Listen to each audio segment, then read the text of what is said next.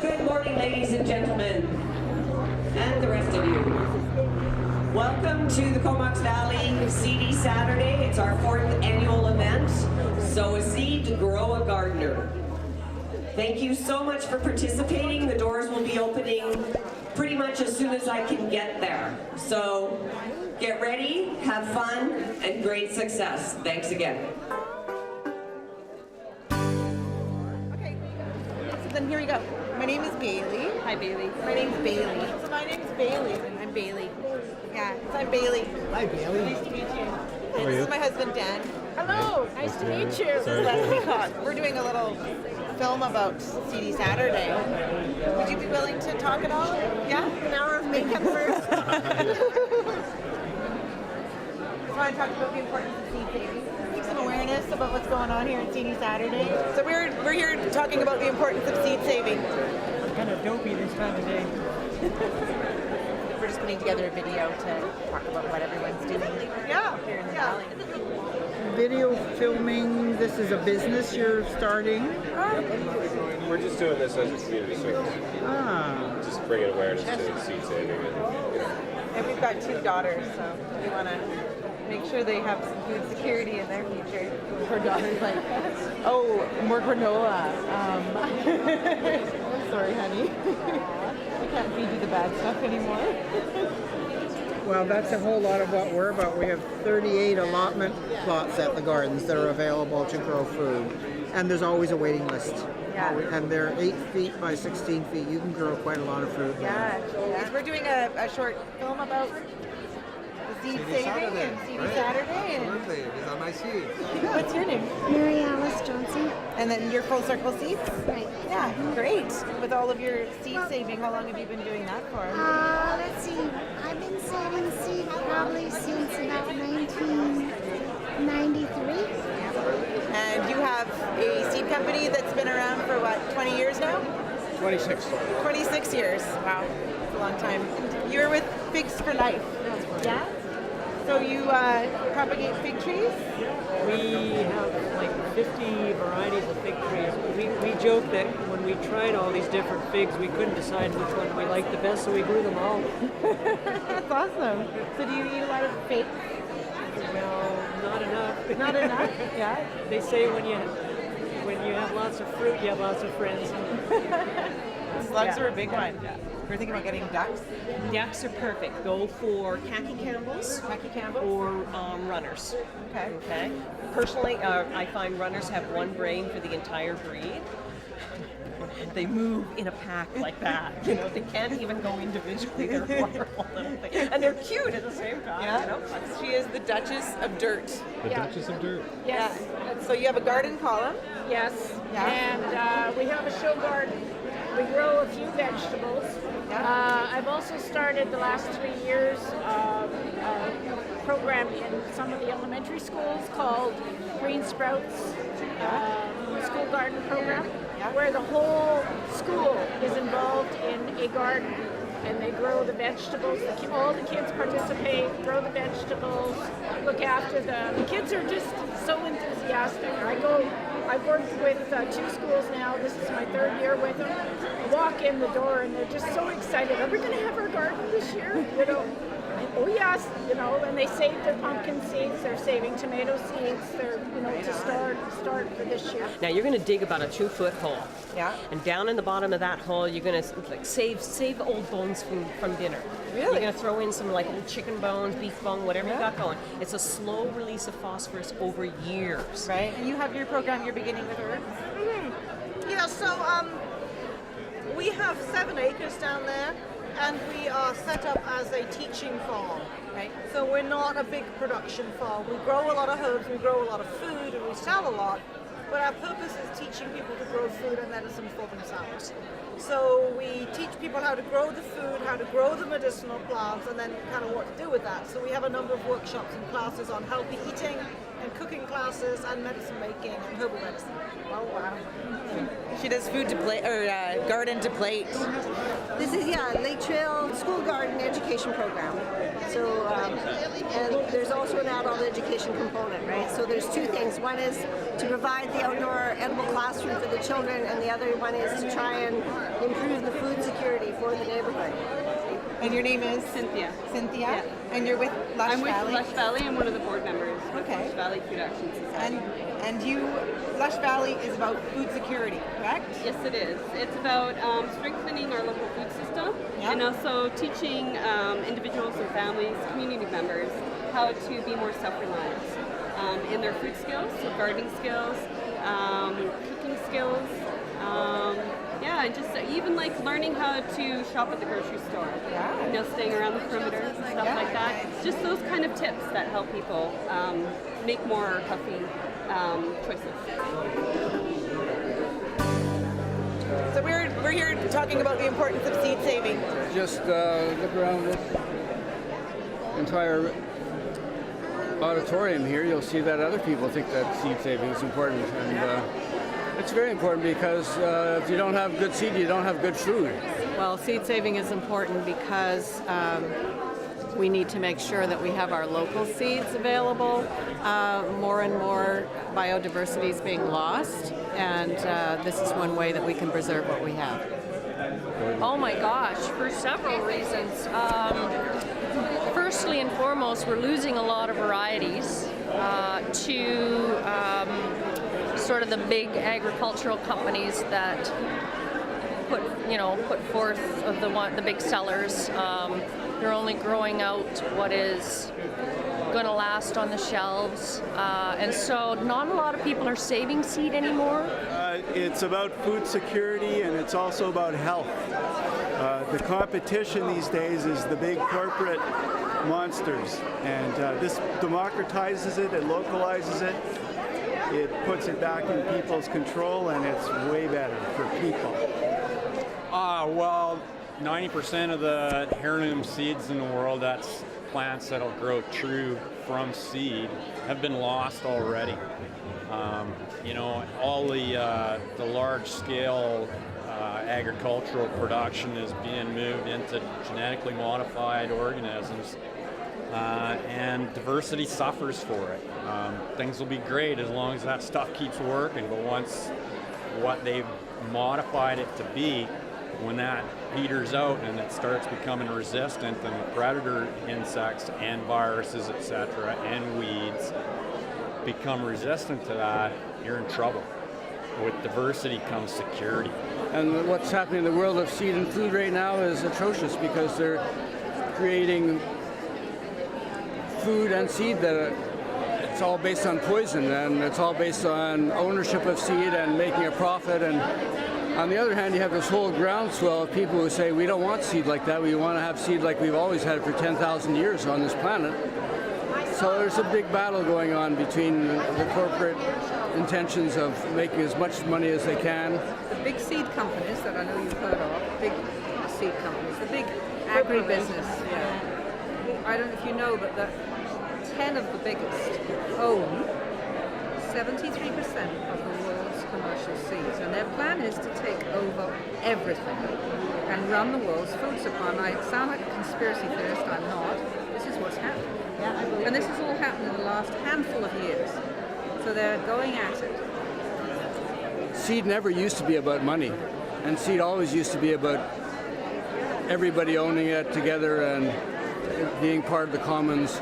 The idea of seed patenting and genetic engineering of seed, like 20 years ago when I was starting out, unbelievable. People just wouldn't have said, that's ridiculous. Who would ever think of doing something so ridiculous?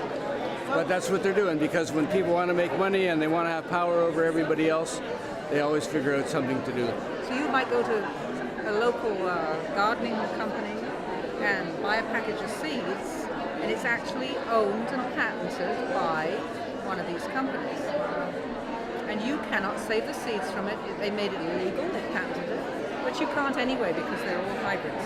Hybrids, which means that they're crossed. Yep. And if you plant them, you get something else. You get some weird. You get one of the parents or the grandparents went into the crossing. Right.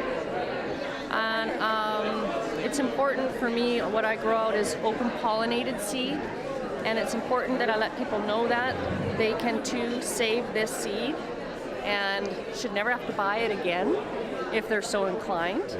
And it just gives you a feeling of freedom and security, knowing that you don't have to rely on coming in. You know, it's almost like I'm trying to put myself out of business, but I know I never will. It's a passion, and more people are waking up and starting to do this type of growing and learning. So that's why we have the seed bank. We're very passionate about it. We'd like to see many more people understanding how to save seeds. It's got some steps to it. You have to sort of know what you're doing, but we teach it. We will teach anybody, and we'd like to just build up a big supply of locally adapted seeds, and we have all the records on them, so you know what you're getting. Wow. So that's my passion, is to build the seed bank up. Yeah. And then your husband is the seed saver. Yes, my husband is the seed saver. He has a background of 30 years with Agriculture Canada as a soil scientist, and then he retired and discovered the organic movement, which was of course heretical when he was working. When he was working, not only was he not encouraged to look for stuff like that, but there actually wasn't that much research. When you're a research scientist, you don't believe anything unless it's been proven through all kinds of trials and studies. And the organic movement really didn't have that until fairly recently. So the last 10 years or so, there's been a lot of new information that helps somebody who's very skeptical, like my husband, to actually see the truth of the situation. And I think it was quite shocking for him of what he had not known about. I think he thought he was an expert in his field, and he was an expert, but he had no idea there was this other whole piece, because he was never encouraged to go looking for that. And in school, in university, it was all scoffed and scorned. Right. So, whereas I grew up on an organic farm. Right. Okay. So I've never not done this. Well, talk about what it is that you're promoting here. We're promoting, this is the booth for the Comox Valley Beekeepers Association. So if you're a hobbyist beekeeper, if you're new, you want information, they usually have different guest speakers come in. This month it's a man, his name? Werner Gersey. He's talking about holistic beekeeping with keeping it on the organic side, as little pesticides as possible, and what's happening in the industry and what changes are being made, what we need to do to protect the bees and to safeguard them. Some talk about danger of bees being wiped out completely. Yeah, in the last few years they've had quite a few problems with the OCD, which is the colony collapse, CCD, colony collapse disorder, with the mites, Apis cerata, mites on the bees, tracheal mites. So yeah, lots of diseases rising up. Yeah, and what do you think is the cause of that? I mean, just a weakened system, I think, in the bees. A lot of it has to do with pesticides. European countries are quite on the forefront. They've banned a lot of pesticides and banned a lot of genetically mutated crops that have the pesticide in them, because they found it did hurt the bees. So unless we're careful with them, we could lose them. Which in turn we wouldn't have a food supply after very long. Right? It's amazing. It would show up, a lot of things would leave the grocery stores if there wasn't the bees there to pollinate them. Yeah. In April, on the 14th, 12th, 13th, 14th, the AGM of the Vancouver Island Coastal Communities, it's like all the mayors and district government, local government, are going to be meeting to debate things that are of importance to our island. And one of the resolutions for the first time ever is a GMO-free zone declaration for the whole island, which is, it's just so incredible to see that on the table to be actually talked about. They're going to have a debate between Thierry, the man from Innisfree Farm, that's talking about the plant geneticist, organic farmer, and he worked in the GMO industry. And he's going to be doing what are the actual, science-based risks and really assessing what do GMOs mean for human health, for a healthy food system, for the environment. And then on the other side, there's another man who's going to be talking about how wonderful GMOs are. So you'll actually get to see both sides of that picture that we hear Yeah. Great. And we're going to have a rally. This is farmers, kids. Yeah, outside. So when they come through, they can see, that it really is something that matters to people here. Yeah. Awesome. So I'm teaching the kids how to grow food because a lot of them are not getting that, and I think it's really important that the kids nowadays learn how to grow food because of the way our food security issue is going, and also it's a necessary skill that everybody should learn how to do, so that at some point, even if you're not growing everything that you can eat, if you're growing some of the things, then you're doing something good for the planet, something good for you. If you're going to get 15 plants per bag, then you're going to get 30 plants. Okay, That's and you're going to plant them a foot tons of apart. Potatoes, yeah. So you're going to build some beds for me? That's correct? Yes. It's easy enough to do, and you can trough it. Yeah. That's how we do. Wayne gets his, and I hope that guy's here because he sells these wonderful, he calls them Goombas. They're Italian hose. Right. And they only need enough dirt to cover it. Right. And then as it's growing, and away you go. Mulch and mound. Yeah. So you can see in that the light's so poor though. So bean sprouts is your thing? 4 different kinds of sprouts. Well, my husband does the seed kits, so getting people to learn how to sprout, and then got it all set up so they can have easy to start sprouts. Done all the work already. You just take it home and be nice to it and be patient. So who are you and what's your organization? Weekesson Farms. Weekesson Farms, where's that? Denman Island. Denman. Cool. It's the easiest way to grow mushrooms.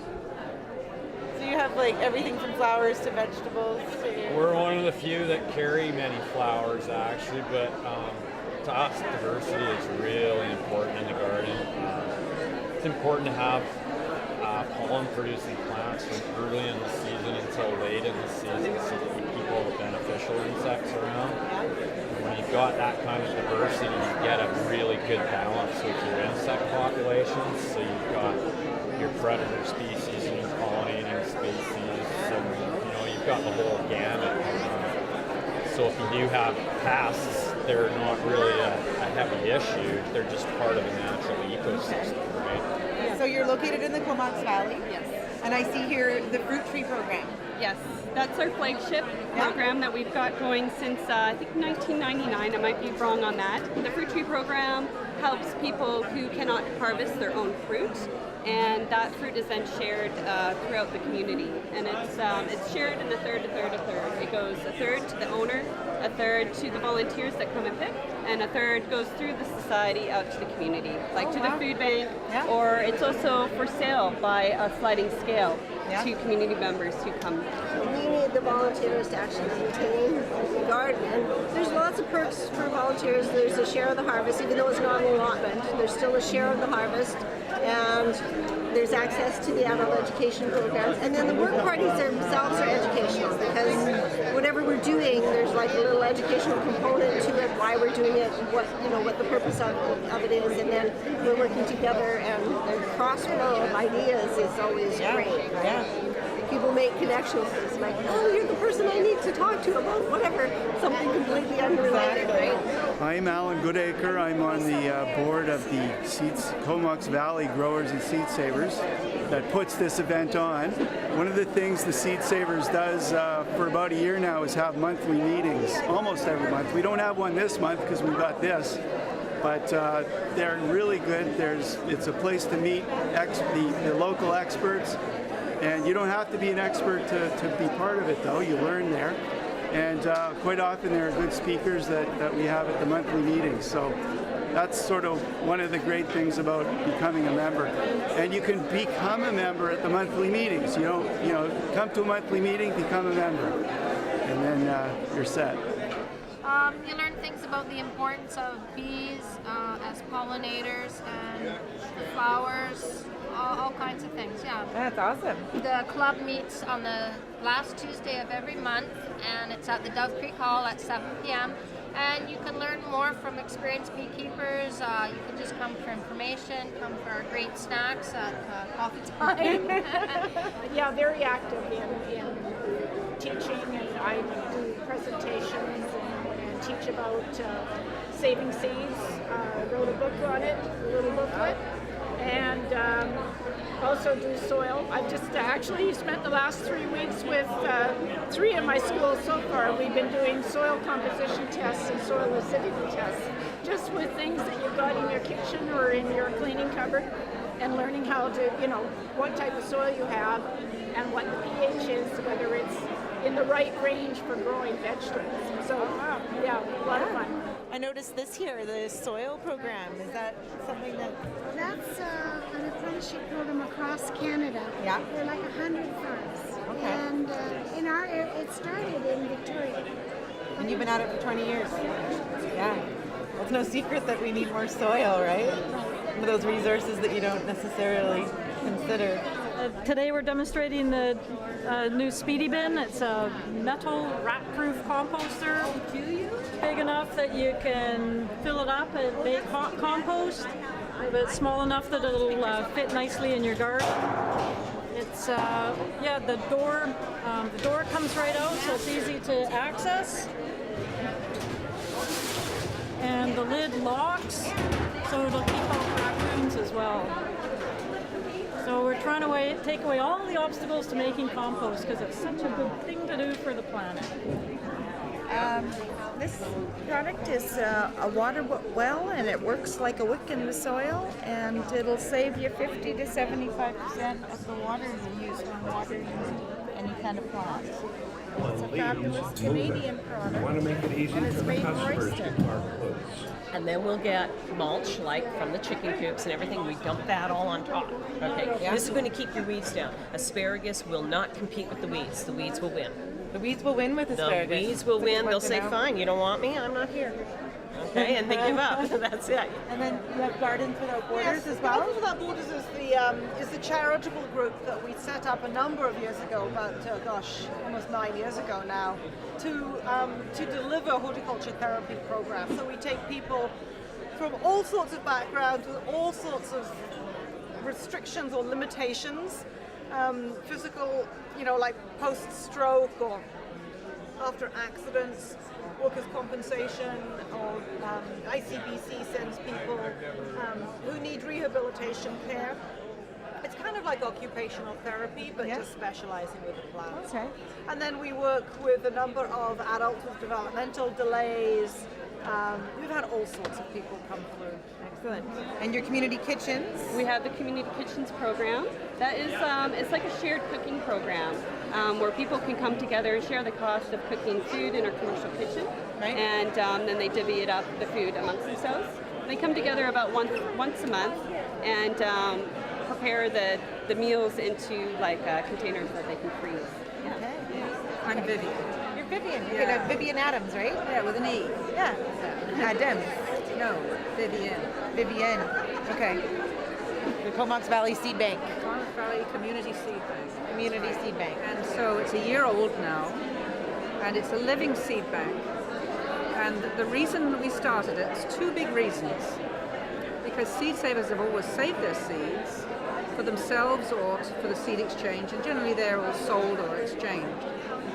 But because of climate change is one big reason, we need to have locally adapted seeds. So every time the seed is grown and regrown, and they're all open pollinated, so that means that you can save them, they're not crossed with anything else.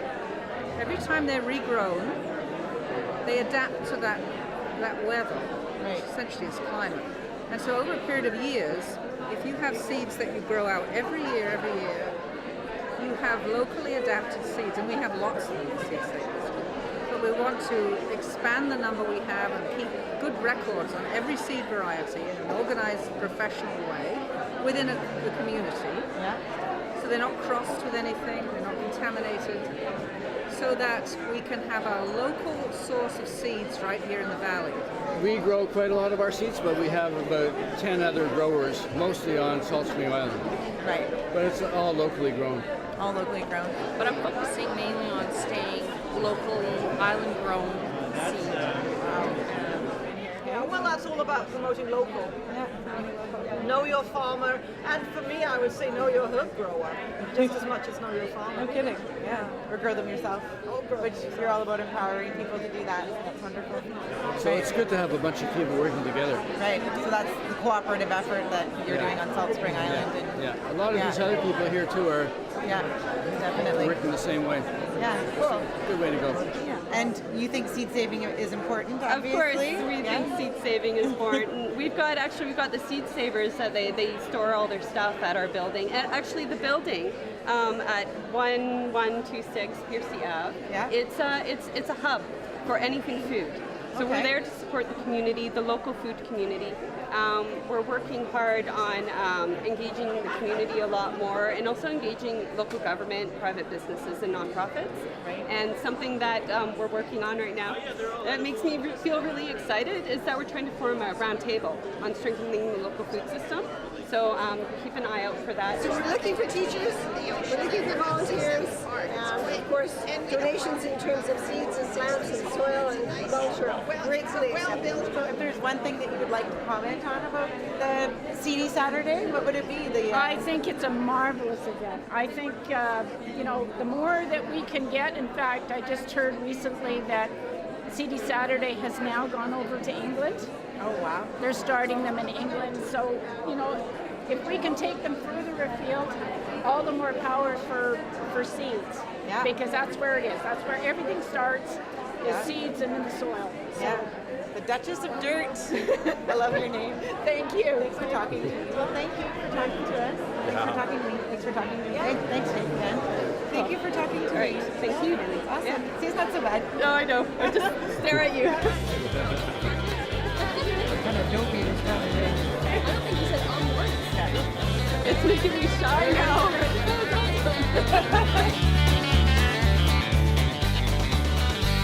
So labor of love. No kidding. Yeah.